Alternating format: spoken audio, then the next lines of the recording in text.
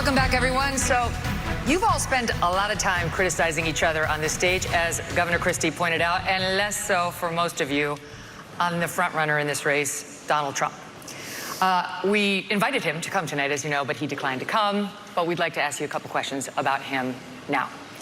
Ambassador Haley, former President Trump recently promised, if he's reelected, to bring back and expand his program restricting immigration from Muslim countries. Here he is in Iowa on October 16th. No longer will we allow dangerous lunatics, haters, bigots, and maniacs to get residency in our country. We're not going to let them stay here. If you empathize with radical Islamic terrorists and extremists, you're disqualified. You're just disqualified. Ambassador Haley, do you support President Trump's plan for ideological screening? Well, I don't think that you have a straight-up Muslim ban as much as you look at the countries that have terrorist activity that want to hurt Americans. You can ban those people from those countries. That's the way we should look at it, is which countries are a threat to us. You look at what came across the southern border. What worries me the most are those that came from Iran, from Yemen, from Lebanon. Those areas where they say death to America. That's where you want to be careful. It's not about a religion. It's about a fact that certain countries are dangerous and are threats to us. A president has one job, and that's to keep Americans safe. And that's what we've got to do, is make sure that we have good national security in that process. And that's the way you should look at it, is where the terrorist threats are, how we're going to deal with it, and what we're doing about it. And the biggest threat we have right now is communist China. But you have to also look at what Iran and Russia are doing as well. And we need to be paying attention to that. That's why we have to focus on things like cyber, on space, on artificial intelligence, and not just the regular things that we've always focused on. It's not just terrorism, though. That's important. But look what's happened in Europe. You have more anti-Semitism in Germany than at any time since Adolf Hitler. Why? Because they imported mass numbers of people who reject their culture. Europe is committing suicide with the mass migration, and it's illegal and legal. Nikki Haley said the other day there should be no limits on legal immigration, and that corporate CEOs should set the policy on that. There needs to be limits on immigration, and we should not be importing people from cultures that are hostile. So, for example, I said with the Gaza, you had some of the squad wanted to import 300,000 people from the Gaza Strip. I said, no, we're not taking anyone from Gaza because of the anti-Semitism and because they reject American culture. So we've got to get smart about this. We cannot let the United States be like Europe. So there's low-hanging fruit here, if I may just hit this point, because it relates to what they just said. There are things that the government can do right now that nobody's talking about amongst the professional politicians in this race. What about all of the illegals who are already here? Here's the answer. There's 287G in the law. That is a provision that already allows ICE agents to deputize or allow local law enforcement to enforce those ICE warrants. And it shocks me that nobody in the Republican Party is talking about it, because there are 1 million then officials, law enforcement officials in this country. And against that backdrop, we absolutely have the ability to deport anybody who's in this country illegally. Thank you, Mr. We need to be talking about it more in this country. Thank you. Governor Christie. I actually did that as governor of South Carolina. Governor Christie asked last night in Iowa whether he would be a dictator if he wins a second term in office. Donald Trump quipped, no, quote, except for day one, promising to seal the southern border. He has also pledged to begin the largest deportation operation in American history, saying that migrants are, quote, poisoning the blood of our country. He has pledged to round up and expel an estimated 11 million undocumented immigrants in the United States. What do you make of that plan? I think it's completely predictable. I mean, look, he's made it very clear. There's no mystery to what he wants to do. He started off his campaign by saying, I am your retribution. 8 years ago, he said, I am your voice. This is an angry, bitter man who now wants to be back as president because he wants to exact retribution on anyone who has disagreed with him, anyone who has tried to hold him to account for his own conduct.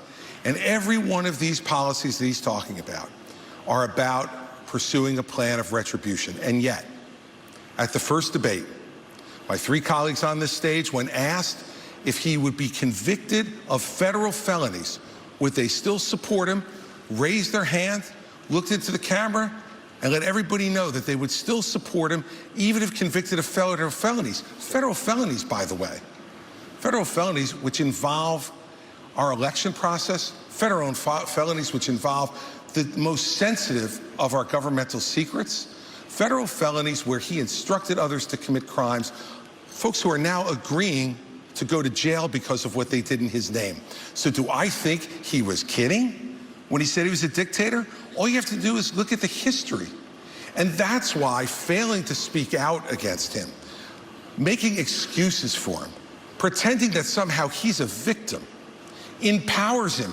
You want to know why those poll numbers are where they are? Because folks like these three guys on the stage make it seem like his conduct is acceptable. Let me make it clear. His conduct is unacceptable. He's unfit, and be careful of what you're going to get. If you ever got another Donald Trump term, he's letting you know, I am your retribution. He will only be, Elizabeth, he will only be his own retribution. He doesn't care for the American people. It's Donald Trump first. Thank you, Governor Christie. Governor DeSantis. Governor DeSantis. Thank you.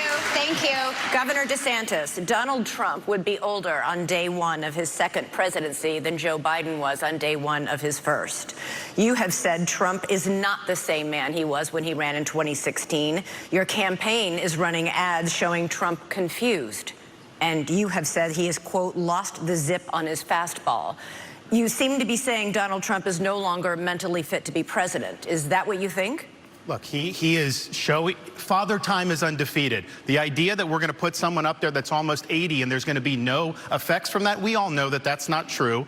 And so we have an opportunity to do a next generation of leaders and really be able to move this country forward. We also need a president that can serve 2 terms. I don't think Donald Trump, I think he's going to have, I don't think he'd be able to get elected. The Democrats want him to be the nominee. We see that. They are going to turn the screws the minute, if he got the nomination, but do you think he's mentally fit to be president? I think we need to have somebody younger. I think when you get up to 80, I don't think it's a job for that. But let me just respond to some of the things there. Look, the media is making a big deal about what he said about some of these comments. I would just remind people that is not how he governed. He didn't even fire Dr. Fauci. He didn't fire Christopher Wray. He didn't clean up the swamp. He said he was going to drain it. He did not drain it. He said he was going to build the wall and have Mexico pay for it. We don't have the wall. He did say in 2016 he'd have the largest deportation program in history. He deported less than Barack Obama did when Barack Obama was president. So some of these policies he ran on in 16, I was cheering him on then, but he didn't deliver it. Here's what I can promise people. 100% of the things I promised as governor, I delivered on those promises. I beat the left time and time again, and that's what I'll do for you as president. We got to start winning again as a party. Yes, win the election, but we've got to start getting these issues. I will go in and wreak havoc on this bureaucracy. You will see people fired, and we are going to bring a reckoning for how this government handled COVID-19. Here's what irritates. Now, Chris, you had your chance to wax eloquent on Donald Trump. You've been doing it all this whole race. Why doesn't he just answer the question? The question was very direct. Is he fit to be president or isn't he? The rest of the speech is interesting, but completely non-responsive. And if we were in a courtroom, they'd strike the answer and say, Governor DeSantis. No, they wouldn't. They would say that you're a smart man. No, they would. No, they wouldn't. They would strike the answer because you're not answering it. Is he fit? You have your thing. Is he fit or isn't he? No, I don't have my thing. We don't. He's the thing. Is he fit or isn't he? You're talking about him being 80 years old. It doesn't mean that somebody couldn't get elected. That's up to the people that Governor DeSantis, let him finish. Governor DeSantis, let him finish. Ron, I think we have an opportunity to do somebody who is in the prime of their life. We don't have to worry about all this stuff with confidence. We can get it done, and we'll do it. I'm going to come to you. Finish. Look, Father Time is undefeated. I don't know how he would score on a test, but I know this. We have an opportunity to nominate someone and elect someone for 2 terms who's going to be spitting nails on day one and for 8 years deliver you big result. We should not nominate somebody who's almost 80 years old. He's afraid to answer. No, I'm not. You have to either you're afraid or you're not listening. No, it's not. There's a simple question. Is he fit? Nobody can hear this. No one can hear you. They can't hear you. You finish, and then you get it back. All right. Look, I'm a simple guy. Okay? I hear the question, and I answer it. Is he fit or isn't he? I'll concede you're fit, Ron. You're a new generation. You're 44 years old. I wish I was still 44 years old, okay? 45. So, well, congratulations. I'd still take 45.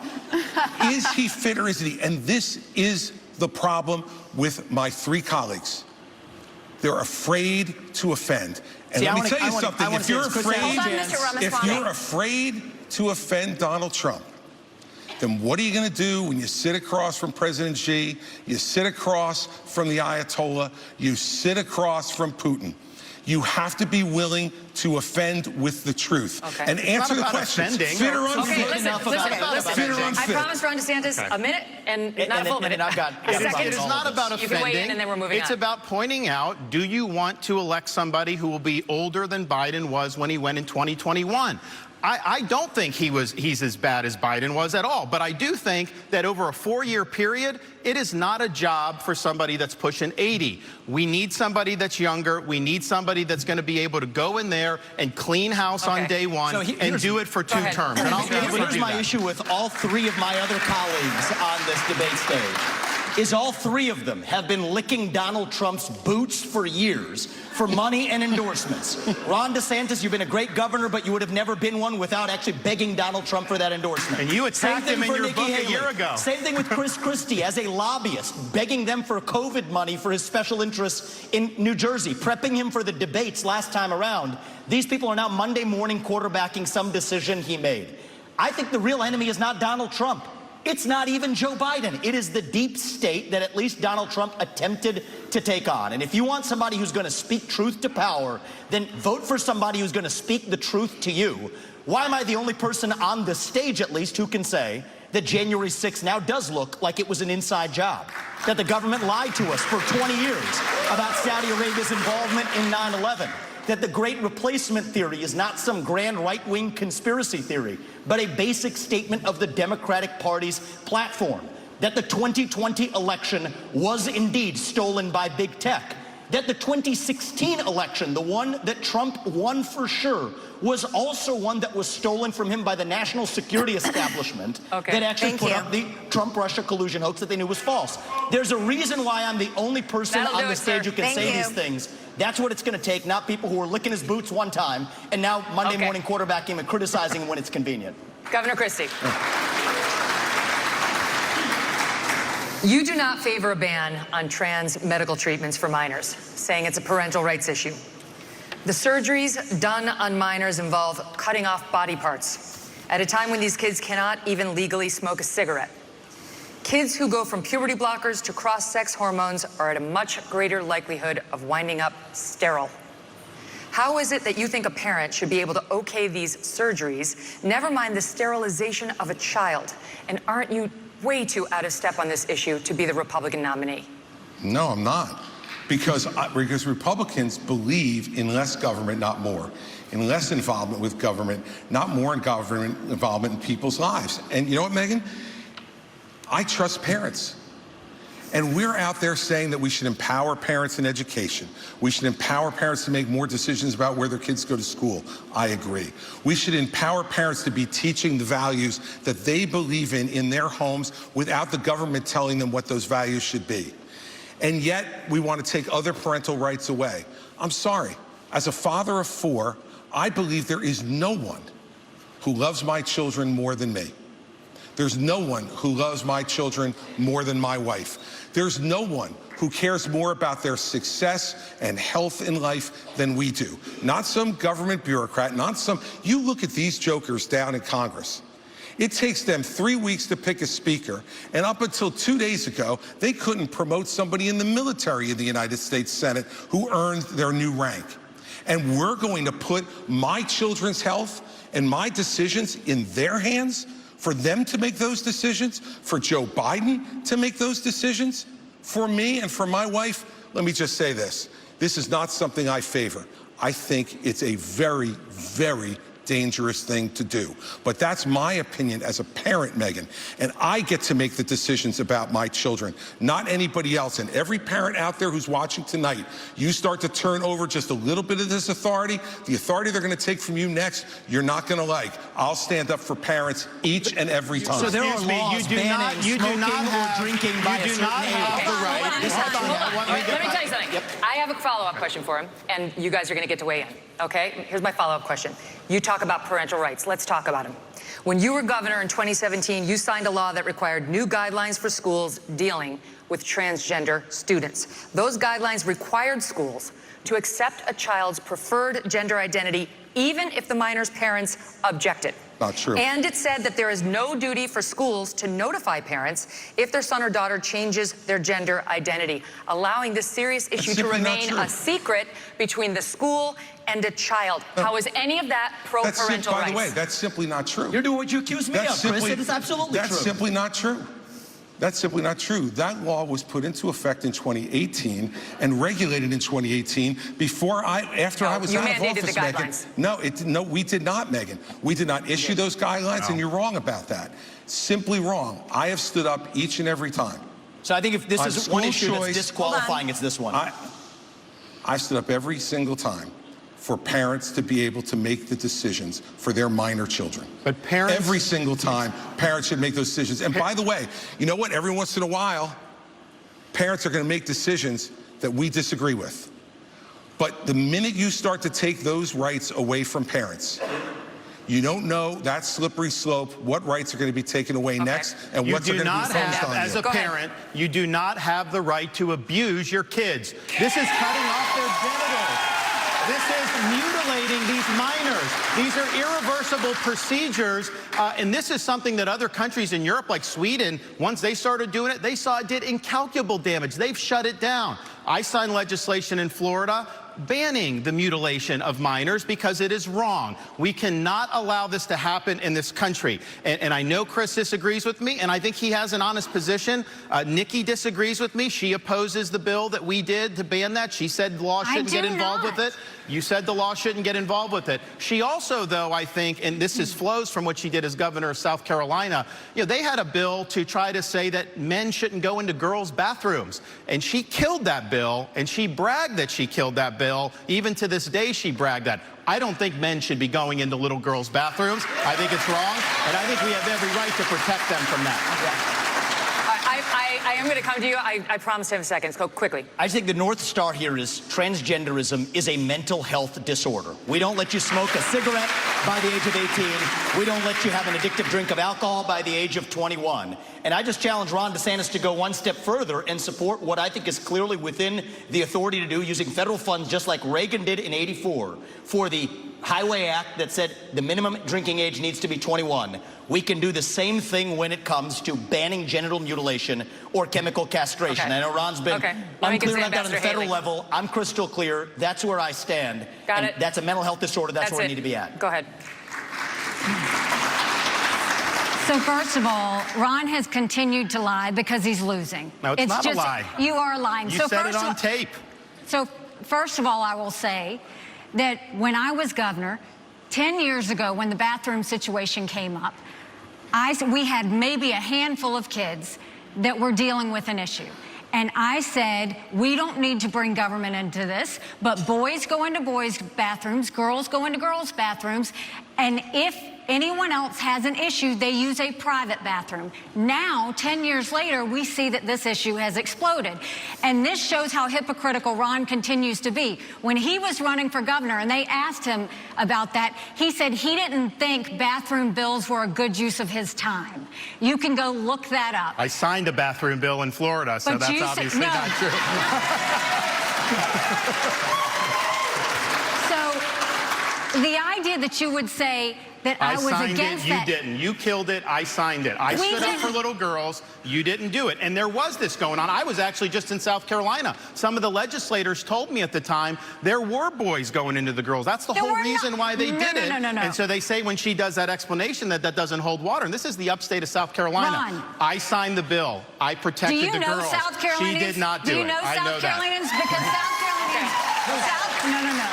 You are not going want to talk about my state like that, because I will tell you for a fact, South Carolinians never allowed that to happen, and we did not have that issue at the time. What I have always said is boys go into a boys' bathroom, girls go into a girls' bathroom. But hold on one second. I also say that biological boys shouldn't be playing in girls' sports, and I will do everything I can to stop that, because it's the women's issue of our time. This is nice legislation to protect women's sports. I actually get this stuff done. You got it. Thank you, guys. We're going to move on. Mr. Ramaswamy, when discussing your Hindu faith in September, you seemed to take a shot at Ambassador Haley, who is also Indian American and who converted to Christianity as an adult. You said, an easy thing for me to do, being a politician, is to shorten my name, profess to be a Christian, and then run. Make Vivek Vicky or whatever, end quote. Are you questioning Nikki Haley's Christian convictions? And why has your campaign made a point of referring to Ambassador Haley by her given first name, Nimarata, even though she has gone by Nikki for her whole life? Well, my whole deal is if Nikki Haley, of all people, should know how to pronounce my name correctly, the rest of the news media can learn it. My deal is I'll call her Nikki when she can say my own name right. That's our little fun side bet there. Here's what I will say is deeper. I don't question her faith, but I question her authenticity. And I think that's deeper here. We were just talking about the trans issue. This is a symptom of a deeper cancer in American life, identity politics. This new religion that says your race, your gender, and your sexuality are your identity. It is anti-American. It is meritocratic, it's anti-meritocratic, and it is dividing this country to a breaking point. And I've spoken about this to the left. My books are all about this. I've preached this to the left, but it's even worse when Republicans try to play the same game. We're talking about that trans issue. And Nikki Haley's campaign launch video sounded like a woke Dylan Mulvaney Bud Light ad talking about how she would kick in heels. At the first debate, she said that only a woman can get this job done. That's what she said. After the third debate, when I criticized Ronna McDaniel after 5 failed years of leadership of this party and criticized Nikki for her corrupt foreign dealings as a military contractor, she said that I have a woman problem. Nikki, I don't have a woman problem. You have a corruption problem. And I think that that's what people need to know. Nikki is corrupt. This is a woman who will send your kids to die so she can buy a bigger house. This is the problem. Using identity politics more effectively than Kamala Harris is a form of intellectual fraud. And it actually needs to end. There's our donor puppet masters wielding their puppet right up here tonight. This is how this game is played. The puppet masters put up their puppet, and I reject the use of identity politics in this party. It has been a cancer coming from the left, and I'm sick and tired of the double standards. The people of this country are too. Having 2 X chromosomes does not immunize you from criticism. Thank you, sir. Thank you. Governor Haley, would you like to respond? No. It's not worth my time to respond to him. You have been using identity politics at every step. She knows it's true, and that's why she's actually hiding from it. Sir, we're not going to give you a response to the question that was to you. Okay, we got to move on to this. Now, by arrangement with the Republican National Committee, we've got 2 questions for you about the Justice Department and our election system. Here's Tom Fitton with Judicial Watch. Governor Christie, this one's for you. President Trump and many of his supporters claim federal law enforcement agencies have abused his civil rights for the last 8 years by, among other things, spying on him and now prosecuting him while having treated Hillary Clinton and Joe Biden with kid gloves. A recent Gallup poll shows that Americans think more highly of the U.S. Postal Service than they do the FBI or Justice Department. What would you do as president to restore the faith of the American people in these agencies? Well, first off, I'm the only person on this stage who's actually done a job in the Department of Justice. I was the U.S. Attorney in New Jersey in the 5th largest office in this country, appointed by President Bush on September 10th, 2001. And it was an extraordinary time in this country to be on the front lines of fighting the greatest attack against our country since Pearl Harbor. And I'm proud of the 7 years I spent in the Justice Department. And one of the reasons I am is because I had an Attorney General when I came in named John Ashcroft. And John Ashcroft stood up and told each and every one of us our job was to do one thing, to make sure justice was done every day, regardless of partisanship, regardless of gender or race or any other consideration. And that's what we did for 7 years. And at a time when our country was at its greatest moment of danger in the last 40 years, We did exactly that, and there was not another domestic terrorist attack on this soil. So what I would do as president, having had that experience, and the only one who's had that experience, is to pick an attorney general who will absolutely do the same thing that John Ashcroft did, to pick U.S. attorneys who will only care about making sure that justice is done without regard to any other consideration but the facts that are presented and whether someone is guilty beyond a reasonable doubt and the government can prove it. We have had attorneys general like Eric Holder and Loretta Lynch and Jeff Sessions, and now our current attorney general, who have not met that standard. And the only way you restore people's faith in the justice system is to put someone like that in charge of the Justice Department, and then as president, to get the hell out of the way on anything that involves criminal investigations. If a president's involved in trying to do something and put their thumb on the scales, Donald Trump says he will do, that makes people much less likely to believe our justice system can be fair. Thank you. Thank you. Governor DeSantis, next one's for you. Back to Tom Fitton. Many Republicans are concerned about the legitimacy of elections. A federal judge just ruled that Pennsylvania must count undated mail-in ballots, and unlike Alabama, many states still don't require any identification to vote. What should states do now to increase election integrity and voter confidence for the 2024 election? Well, Tom, thanks for the question. Thanks for what you guys do at Judicial Watch. It's really, really important. There's a lot of corruption in this government. You guys are doing a great job. What you should do for election integrity is do what we did in Florida. 20 years ago, Florida and elections was a joke. Everybody would laugh at it. I came in, I removed a couple supervisors from South Florida. We require voter ID universal, no Zuckerbucks, no mass mail balloting, and no ballot harvesting. We even have an agency that prosecutes people for violating election laws. The result of that, in both 2020 and 2022, we counted millions and millions of votes on election night, produced the results, it was transparent, and everybody was happy. That is not happening throughout this country. But let me tell you this as the nominee. I think it's important. Not every state's where we need it to be. There is ballot harvesting in places like Nevada, all these places. I am not going to fight with one hand tied behind my back. I'm going to have organizations in all the swing states. If they're harvesting, we're harvesting. If they're Zuckerbucks, we're Zuckerbucks. We are going to exploit whatever the rules are. I favor changing the rules to be like Florida and some of the other states that have done a good job. But until then, we have to do that. And then just on the Justice Department and FBI. I mean, I remember being, in Iraq working with FBI on the ground and being, and then I was a special assistant. I used to have such a high regard for these agencies. What they did to Donald Trump with the Russia collusion was one of the biggest abuses of power in the history of our country. These agencies need to be cleaned out. With me, you'll have a new FBI director on day one. We're going to clear out the DOJ, the IRS, all these places. Buckle your seatbelts. There's going to be a new sheriff in town. Thank you. All right, we got to do a quick break. We're going to come back in 1 minute. China up next.